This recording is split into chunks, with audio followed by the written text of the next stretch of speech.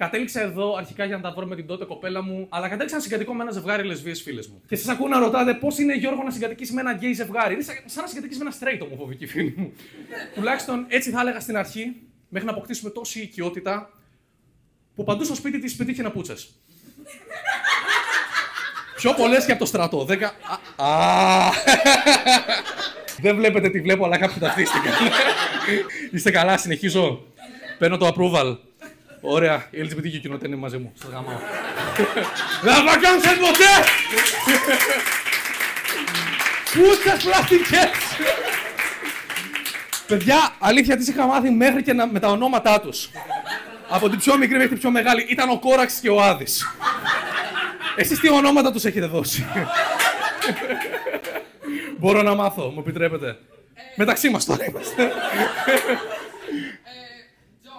Τζον. Μπορώ να μάθω το λόγο που είναι Τζον? Παραβαίνει σε κάποιο γνωστό. Είναι ο Τζον Γουίκ γιατί σκοτώνει.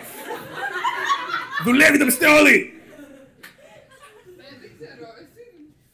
Απλά, ρε παιδί μου, νομίζω ότι καταβάλατε για την πουτσα σας την ίδια προσπάθεια που κατάβαλαν οι γονείς μου για το όνομά μου.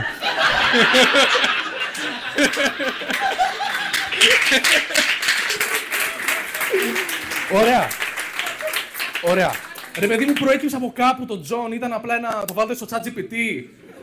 Best name for my fake dick. Πώς ήταν?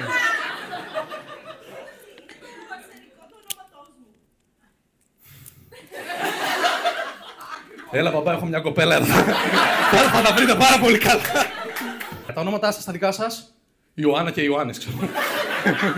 Οκ. Ιωάννα και Μαρία. Οκ, επίσης γνωστά ονόματα. Και πόσο καιρό είστε μαζί, παιδιά?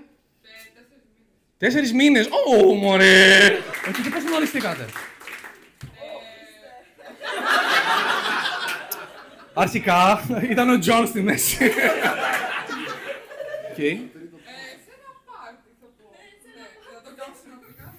Ήταν πάρτι, ήταν πάρτι. Σαν αυτά που πηγαίνει η φίλη μου μπροστά. Πάρτι, ήταν σε σπίτι πάρτι, ήταν έξω πάρτι. Σε μαγαζί. Μπαρ, κλαμπ. Σε κολλάτικο ήσασταν, πού ήσασταν? Δεν είναι ντροπή να το πείτε, ρε παιδί μου, οκ. Ωραία, και ποιος έκανε την πρώτη κίνηση? Ιωάννα.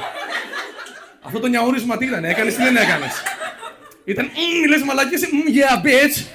I was a girl that talked to you. Δεν ξέρω γιατί στα Αμερικανίτες ξαφνικά. Ωραία, και από τον Bronx μάλιστα.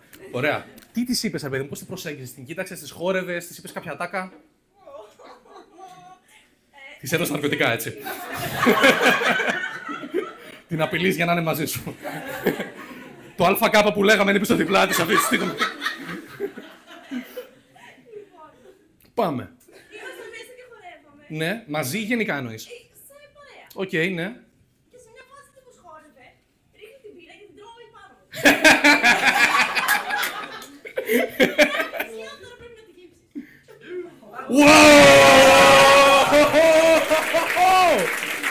Γι' αυτό είναι μια ευτυχισμένοι άνθρωποι, ρε φίλε.